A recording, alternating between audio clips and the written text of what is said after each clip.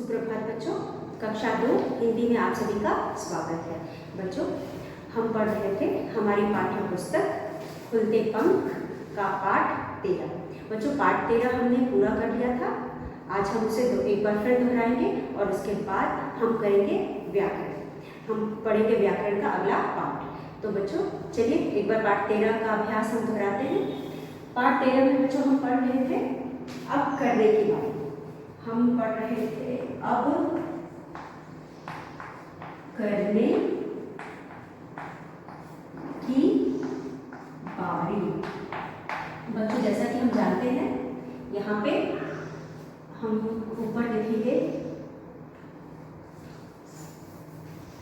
11, 8, 20 पाठ 13। बच्चों, अब करने की है बारी में हम कुछ अपने मन से करेंगे। जैसा कि आप जानते हैं कि बहादुर भीम पाठ 13 उसमें हमने भीम की बहादुरी के बारे में पढ़ा था और भीम किससे संबंधित है? महाभारत से संबंधित है। तो बच्चों यहाँ पे हमें कुछ प्रश्न दिए गए हैं जिसे हमें थोड़ा स्कूल के किताब से बाहर निकल करके देखना है। जैसे कि हमें कुछ बहादुर बच्चों की कहानियाँ पढ़ना है जिससे हमें प्रेरणा मिले, या फिर हमने ऐसा कोई बहादुरी का काम किया है वो अपने दोस्तों में सुनाना है, या फिर हम कोई भी ऐसी पुस्तक पढ़े जिसमें बहुत सारे बहादुर लोगों के कारनामे दिए हुए हैं या उनसे संबंधित कहानियाँ दी हुई हैं। उसके अलावा बच्चों हमारे पास कुछ प्रश्न दिए गए हैं जिसके प्रश्न हम जानेंगे, क्योंकि इससे बच्चों हमें महाभारत के बारे में और पता चलेगा। जैसे कि हम जानते हैं महाभारत एक महाकाव्य है और इसमें बहुत सारी कहानियाँ हैं। इसीलिए बच्चों अगर कहीं आपको मौका मिलता है लाइब्रेरी में या फिर आपको ई बुक से पढ़ने को, तो आप इसकी कहानियाँ जरूर पढ़ें, क्योंकि आपको उससे बहुत कुछ जानने और समझने को मिलेगा। तो यहाँ पे हमने कल पढ़ा था कि महाभारत और कहानियाँ अध्यापिका से सुनो या पढ़ो। तो मैं भी आपको कोशिश करूँगी एक आध कहानी सुनाने की। उससे पहले बच्चों हम आज का अभ्यास करते हैं।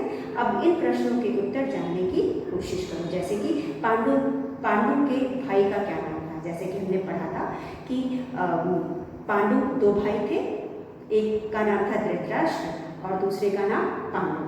धृतराष्ट्र बड़े भाई थे और पांडु छोटे भाई थे।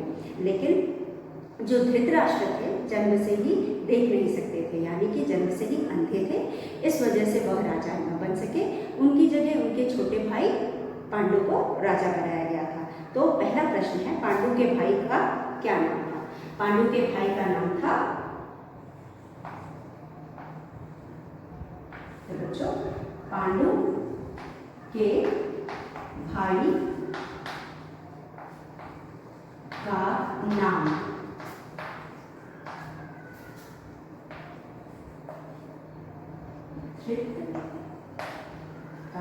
धृतराष्ट्र था। पांडु के भाई का नाम क्या था? धृतराष्ट्र था। उसके बाद दूसरा प्रश्न हमारा है, यह था पहला प्रश्न। दूसरा प्रश्न है सबसे बड़े तीरंदाज। तो ये सारे जो प्रश्न है बच्चों महाभारत से संबंधित है। तीरंदाज का मतलब होता है दाज, तीर धनुष चलाने वाला। ठीक है, सबसे बड़ा तीरंदाज कौन था? जैसा कि हमने पाठ में पढ़ा और हमने विचार भी किया कि पांडु के 5 पुत्र थे। पहला पुत्र धृतराष्ट्र, पहला पुत्र युधिष्ठिर जो कि भाला चलाने में माहिर थे, और दूसरे पुत्र थे भीम जो कि गदा चलाने में माहिर थे, और तीसरे पुत्र अर्जुन तीरंदाजी में माहिर थे या सबसे तेज थे। उनके जैसा कोई भी नहीं था। तो यहाँ पे हम लिखेंगे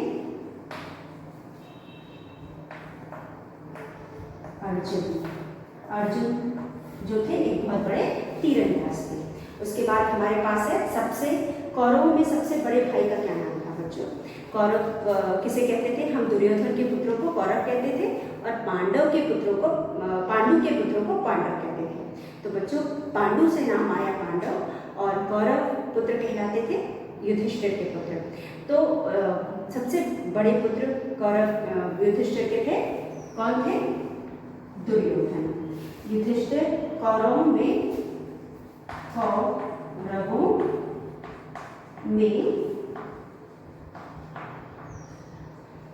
सबसे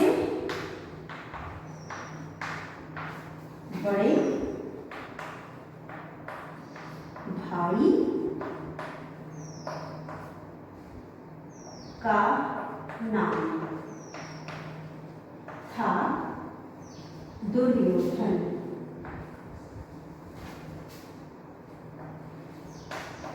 दुर्योधन का नाम था दुर्योधन। सबसे बड़े भाई का नाम था, कौरवों में सबसे बड़े भाई का नाम दुर्योधन था।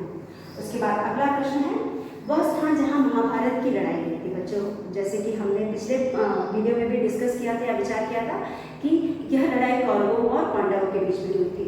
जैसे कि मैंने बताया कि धृतराष्ट्र जो थे जन्म से ही अंधे थे, इस वजह से वह राजा ना बन सके और उनकी जगह राजा कौन बना? पांडु बने। तो जो राजा होता है उसी का पुत्र, उसी का सबसे बड़ा पुत्र आगे चल के राजा बनता है। तो यहाँ पे दोनों के बीच में हमेशा क्या था? दूरियां बनी रही, क्योंकि दुर्योधन के पुत्र चाहते थे कि वो राजा बने। तो इसी चीज़ को लेकर के हमेशा वो लोग लड़ते रहते थे और दोनों में वाद विवाद होता रहता था। इस वजह से यह महाभारत का युद्ध हुआ था। तो बच्चों, महाभारत का युद्ध जिस जगह पे या जिस स्थान पर हुआ था उसका नाम है कुरुक्षेत्र। उसे हम कहते हैं महाभारत का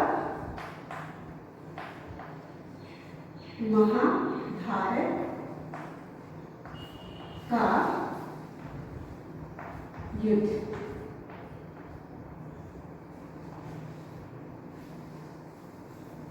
महाभारत की लड़ाई में कहते हैं कि लड़ाई किस स्थान पे हुई थी? कुरुक्षेत्र में हुई थी। कुरुक्षेत्र में हुई थी। तो महाभारत की लड़ाई कुरुक्षेत्र में हुई थी। ठीक है, तो यह एक स्थान है जो आज भी है और उसी जगह पे महाभारत का युद्ध हुआ था। अर्जुन के सारथी का नाम क्या था? अर्जुन के सारथी का नाम, सारथी मतलब जो अर्जुन का रथ चला रहा था। तो युद्ध के समय कृष्ण उनका रथ चला रहे थे, इसलिए कृष्ण उनके सारथी थे। तो बच्चों, जब महाभारत का युद्ध हो रहा था तो अर्जुन के सारथी श्री कृष्ण भगवान बने थे। तो श्री कृष्ण ही उनके सारथी थे। तो यहाँ पे अगला प्रश्न है हमारा, अर्जुन के सारथी कौन थे? अर्जुन के सारथी थे श्री कृष्ण। अर्जुन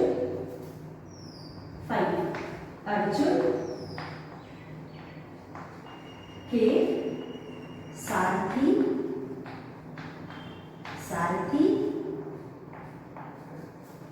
कृष्ण थे।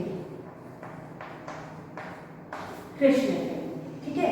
उसके बाद कौरव पांडव के गुरु का क्या नाम था? गुरु द्रोणाचार्य।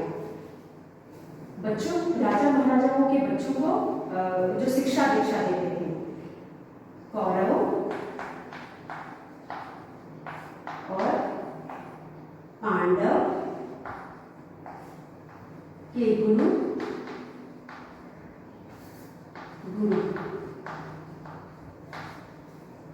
थे द्रोणाचार्य।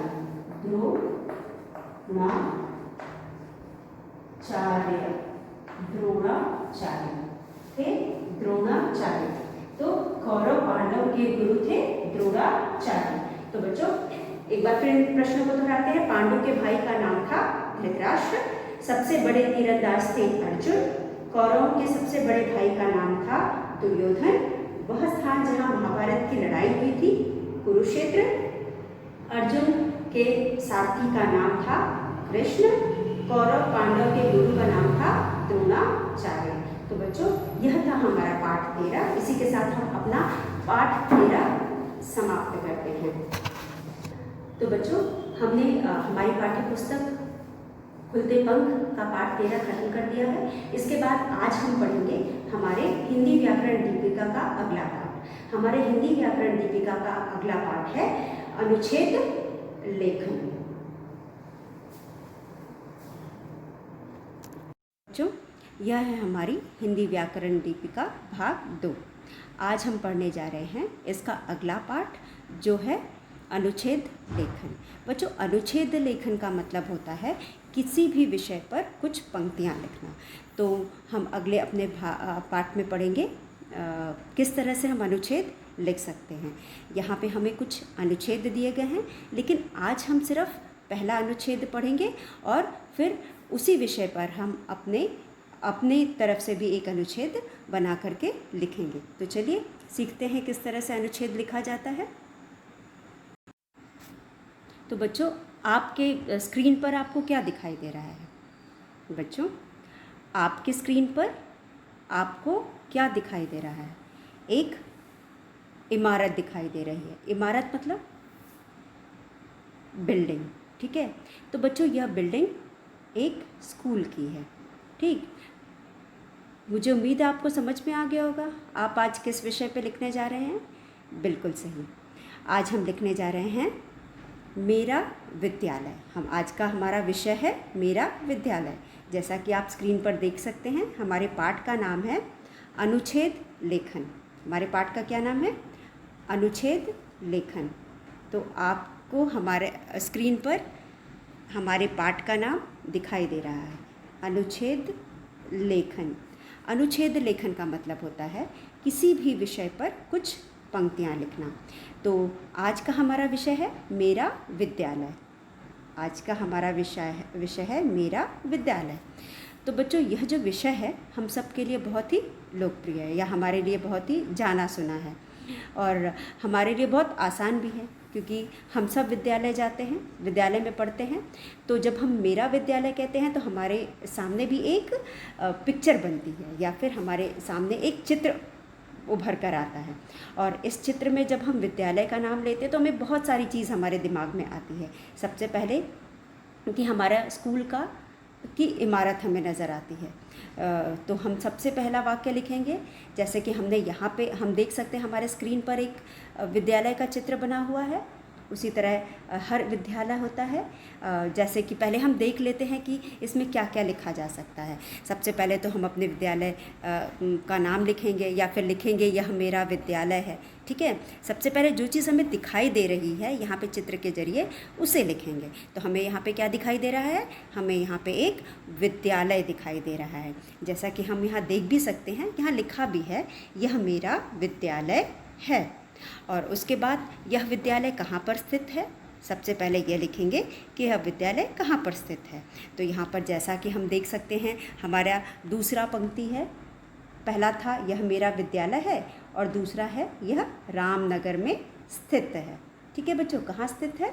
रामनगर में। स्थित का मतलब है जहाँ उसकी लोकेशन, ठीक है, वो जहाँ पे बना है। तो जैसे कि हमारा विद्यालय कहाँ बना है? हमारा विद्यालय है 39 GTC में, जहाँ वो पाया जाता मतलब है स्कूल, उसे हम कहते हैं स्थित है। इसमें फिर विद्यालय में क्या होते हैं बच्चों? हम विद्यालय में पहले हम सोच लेते हैं इसके बारे में कि क्या क्या हमारे विद्यालय में होता है। अगर हम अपने विद्यालय के बारे में सोचें तो हमारे विद्यालय में बहुत सारे कमरे होते हैं। और कमरे क्यों होते हैं? उन्हीं कमरों को हम कक्षाएं कहते हैं, ठीक है। तो हमारे विद्यालय में बहुत सारे कमरे होते हैं, और जैसा कि हम इस चित्र में देख रहे हैं, हमें बड़ी बड़ी खिड़कियां नज़र आ रही हैं। तो जो विद्यालय के कमरे होते हैं, जिसे हम कक्षा कहते हैं, उन कक्षाओं को हवादार होना बहुत ज़रूरी होता है। तो हम अगला वाक्य लिख सकते हैं। जब हमने अपनी कक्षा के बारे में लिखा कि इसमें कई कमरे हैं, तो उसके बाद हम अगला वाक्य लिख सकते हैं, सब कमरे हवादार हैं, क्योंकि विद्यालय में कमरों का हवादार होना बहुत ज़रूरी है। जैसे कि हमारे घर में कमरे हवादार होने चाहिए, क्योंकि हम उसमें रहते हैं, इससे हमें शुद्ध हवा मिलती है। और विद्यालय में तो एक साथ बहुत सारे बच्चे रहते हैं, तो वहाँ पे कम से कम 3-4 खिड़कियाँ और 2 दरवाजे होना तो बहुत ज़रूरी है। तो इन खिड़की और दरवाज़ों से हमें शुद्ध हवा मिलती है। और जब कमरों में बहुत सारे लोग होते हैं तो वहाँ पे तो शुद्ध हवा और भी ज़्यादा मात्रा में चाहिए, इसलिए अधिक खिड़की और दरवाजे चाहिए। खिड़की दरवाजे के ज़रिए हवा, जो कमरा है, हवादार हो जाता है, उसमें शुद्ध हवा अंदर बाहर भी आती जाती है, तो इससे जो कमरा है वो ठंडा भी रहता है।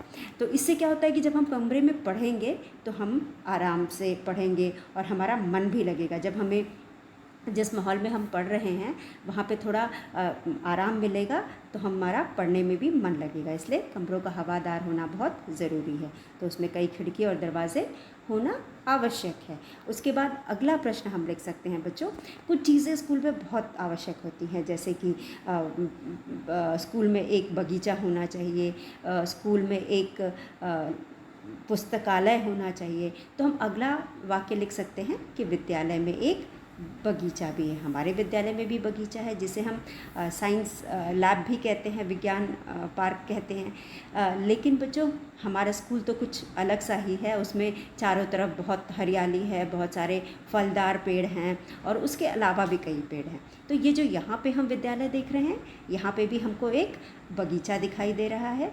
और हर स्कूल में बगीचा होना बहुत ज़रूरी है। जैसा कि हम जानते हैं पेड़ पौधे हवा को शुद्ध करते हैं, तो कहीं पे भी पेड़ पौधे होना बहुत ज़रूरी है। तो इसी तरह स्कूल में भी पेड़ पौधे होना बहुत ज़रूरी है। तो इसके लिए एक कम से कम एक बागीचा होना बहुत ज़रूरी है।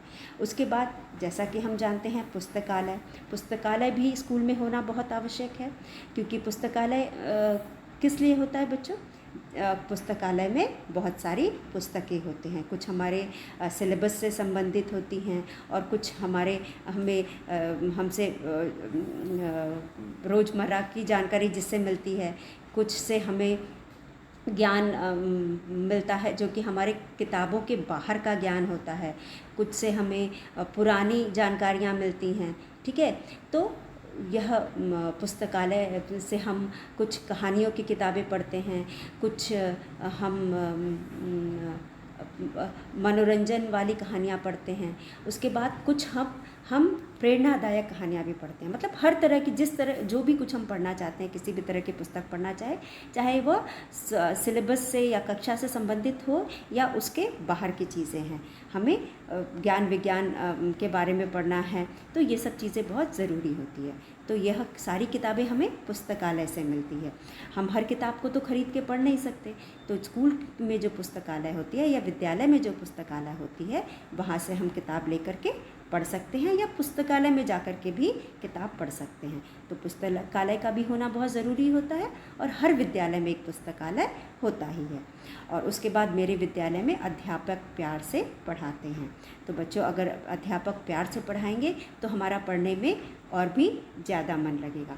तो चलिए देखते हैं कि यहाँ पे विद्यालय के बारे में क्या क्या लिखा हुआ है। तो पहला वाक्य जो हमारा विद्यालय के बारे में लिखा है वह है, यह मेरा विद्यालय है। जो भी विद्यालय के बारे में लिख रहा है वो इस विद्यालय को दिखा करके कह रहा है कि यह मेरा विद्यालय है। उसके बाद ये कहाँ स्थित है? यह रामनगर में स्थित है। फिर इसमें कई कमरे हैं। इन कमरों को हम कक्षाएं भी कहते हैं। तो इनमें कई कमरे हैं और सब कमरे हवादार हैं। जैसा कि मैंने बताया, कमरों का हवादार होना भी बहुत ज़रूरी है। उसके बाद अगला वाक्य है बच्चों, जो यहाँ पे विद्यालय है इसमें एक बगीचा भी है, क्योंकि बगीचा भी हमारे विद्यालय के वातावरण को सुंदर बनाता है। ठीक है, और शुद्ध हवा भी देता है। जब हमारा मन करे तो हम कक्षा से बाहर आ सकते हैं और थोड़ी देर बगीचे में बैठ सकते हैं, या फिर जब हमारा लंच टाइम हो उस टाइम हम बागीचे में घूम सकते हैं। उसके भी अलावा बच्चों हमें विज्ञान, जब हम पेड़ पौधों के बारे में या अपने जैसे कि छोटे बच्चे, अगर छोटे बच्चों को हम पेड़ पौधों के बारे में या हमारे आसपास की चीज़ों के बारे में पढ़ाने चाहते हैं, तो भी हम बच्चों को बाहर ले जा कर के पेड़ दिखा सकते हैं, फूल दिखा सकते हैं। और या फिर बड़े बच्चे जो विज्ञान पढ़ते हैं उनके लिए भी बगीचा ज़रूरी है, क्योंकि उसमें भी बहुत तरह के उनको पेड़ पौधों के बारे में पढ़ना होता है।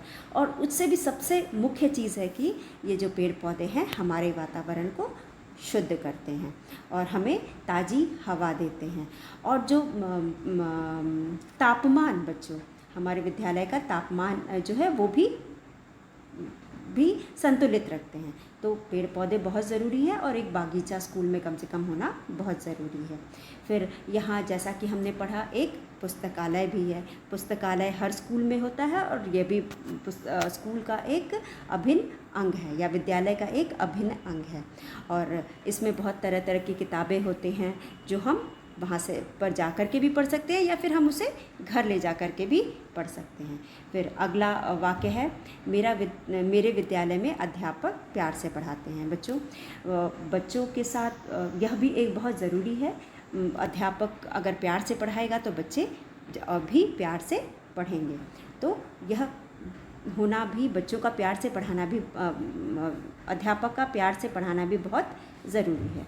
मुझे अपना विद्यालय अच्छा लगता है। हम सभी को अपना विद्यालय अच्छा लगता है और इसी तरह मुझे भी अपना विद्यालय अच्छा लगता है। जो अभी हमने सीखा अनुच्छेद लेखन, ठीक है। हमने अपने व्याकरण बुक से अनुच्छेद लेखन सीखा, कैसे अनुच्छेद लिखते हैं। अब हम उसी विषय पर, मेरा विद्यालय पर, एक अनुच्छेद लिखेंगे। बच्चों, वहाँ पे हमने चित्र देख करके अनुच्छेद लिखा था, लेकिन यहाँ पे हम अपने स्कूल के बारे में सोच करके फिर उसके बारे में लिखेंगे। तो अपने विद्यालय के बारे में पहले हम सोचेंगे फिर लिखेंगे। इसीलिए बच्चों, जब भी कोई विषय दिया जाता है उसके बारे में हमें पहले विचार करना चाहिए, ताकि हमें पता चले कि क्या क्या हम लिख सकते हैं और किस तरह से लिख सकते हैं। तो जब हम यहाँ पे लिखने जा रहे हैं मेरे विद्यालय के बारे में, तो हम सबसे पहले विद्यालय का नाम लिखेंगे। तो चलिए लिखते हैं।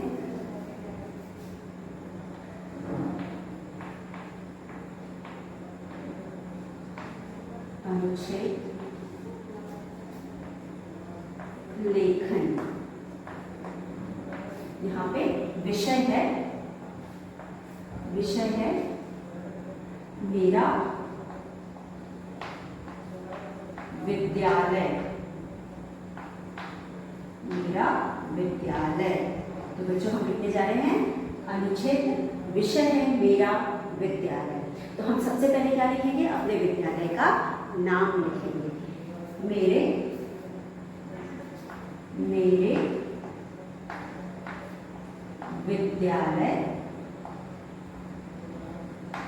विद्यालय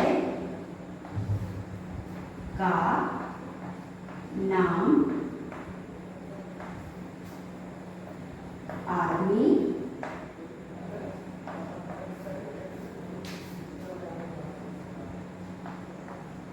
पब्लिक स्कूल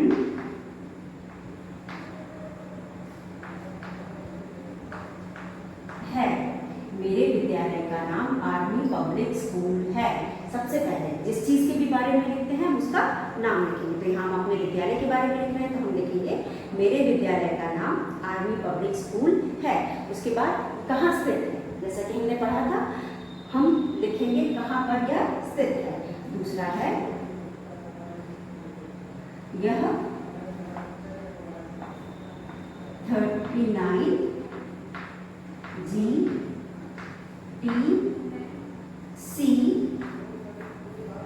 वाराणसी में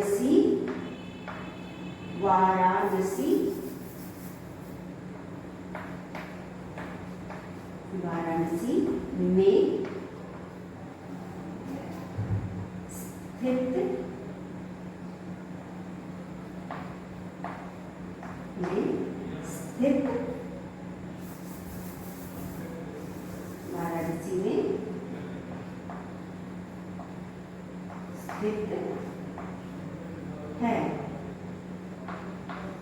जब कहाँ स्थित है तो बच्चों पहले हम लिखेंगे हमारे विद्यालय का नाम। मेरे विद्यालय का नाम है आर्मी पब्लिक स्कूल। उसके बाद मेरे विद्यालय का नाम आर्मी पब्लिक स्कूल है। फिर उसके बाद हम लिखेंगे यह 39 GTC वाराणसी में स्थित है। उसके बाद हम लिखेंगे इसमें कई कमरे हैं। तीसरे में हम लिखेंगे इसमें मतलब स्कूल में कई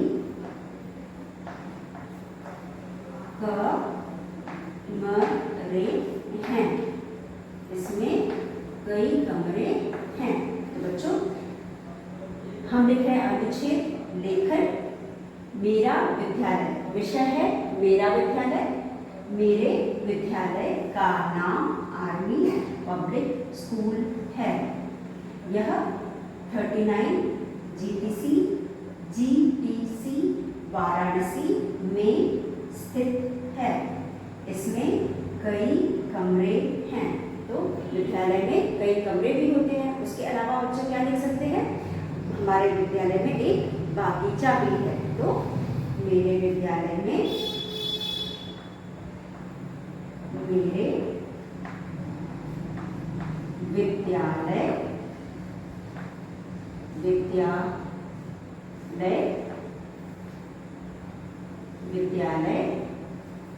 में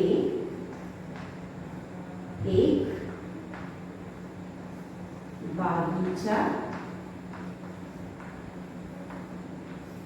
है। जैसा कि हर विद्यालय में बागीचा होना जरूरी है, तो हमारे विद्यालय में भी एक बागीचा है। फिर हम लिखेंगे यहाँ एक पुस्तकालय भी है। तो बच्चों हम आगे लिखेंगे, पहला हमने लिखा मेरे विद्यालय का नाम आर्मी पब्लिक स्कूल है। यह 39 जीटीसी वाराणसी में स्थित है। स्थित मतलब जिस स्थान पे पाया जाता है या है, उस स्थान को हम स्थित होना कहेंगे, वहाँ पे स्थित है। इसमें कई कमरे हैं। मेरे विद्यालय में एक बागीचा है। तो बच्चों आगे हम लिखते हैं, आगे हम लिखेंगे यहाँ एक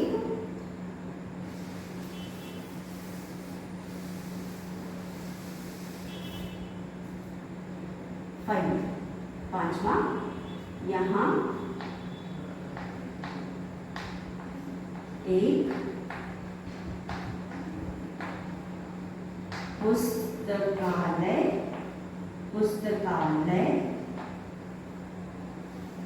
भी है। यहाँ एक पुस्तकालय भी है। पांचवा है यहाँ एक पुस्तकालय भी है। यहाँ एक पुस्तकालय भी है। मेरे विद्यालय, फिर हम आगे लिखेंगे मेरे विद्यालय में अध्यापक, मेरे विद्यालय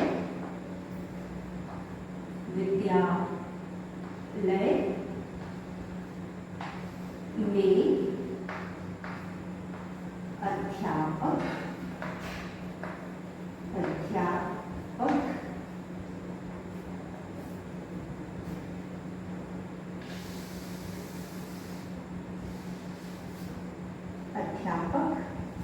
प्यार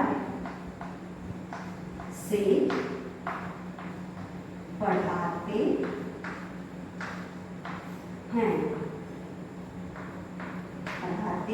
हैं। मुझे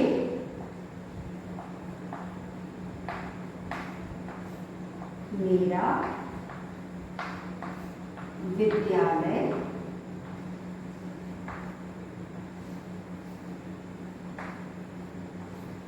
बहुत अच्छा लगता है। तो बच्चों यह था हमारा अनुच्छेद विषय मेरा विद्यालय पर। तो बच्चों इस तरह से हम किसी भी विषय पर अनुच्छेद लिख सकते हैं। जैसे कि पहला वाक्य हमने लिखा, हम लिख रहे हैं अपने विद्यालय के बारे में, मेरा विद्यालय। तो हम विद्यालय का नाम बताएंगे। मेरे विद्यालय का नाम आर्मी पब्लिक स्कूल है। यह जहाँ पे यह है बना है उस जगह का नाम बताएंगे। यह 39 जीटीसी वाराणसी कैंप में स्थित है। फिर उसके बाद हम उसके बारे में बताएंगे जो जो चीज़ें वहाँ पे होती है। जैसे कि एक विद्यालय है तो वहाँ पे कमरे होंगे, तो इसमें कई कमरे हैं। उसके बाद फिर विद्यालय है तो बागीचे का भी होना बहुत ज़रूरी है। तो हम लिखेंगे मेरे विद्यालय में एक बागीचा है। यहाँ एक पुस्तकालय भी है, क्योंकि हर विद्यालय में पुस्तकालय भी होता है। तो हम यह भी लिखेंगे कि यहाँ पर एक पुस्तकालय है। मेरे विद्यालय में अध्यापक प्यार से पढ़ाते हैं, मतलब जितने भी अध्यापक हैं सब बहुत प्यार से पढ़ाते हैं, फिर मुझे अपना विद्यालय अच्छा लगता है। तो हम इस तरह से किसी भी विषय पर अनुच्छेद लिख सकते हैं। तो बच्चों, आज हमने अनुच्छेद लेखन पढ़ा। हमारा पाठ था अनुच्छेद लेखन।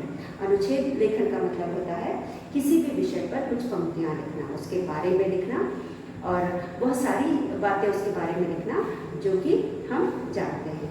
तो यहाँ पे हमने अनुच्छेद पहले तो अपने पुस्तक से समझा कि किस तरह से अनुच्छेद लिखते हैं या अनुच्छेद लेखन क्या होता है। फिर उसके बाद उसी विषय पर हमने अपने मन से एक अनुच्छेद लिखा और इस तरह से बच्चों हम आगे भी और भी कई अनुच्छेद लिखेंगे।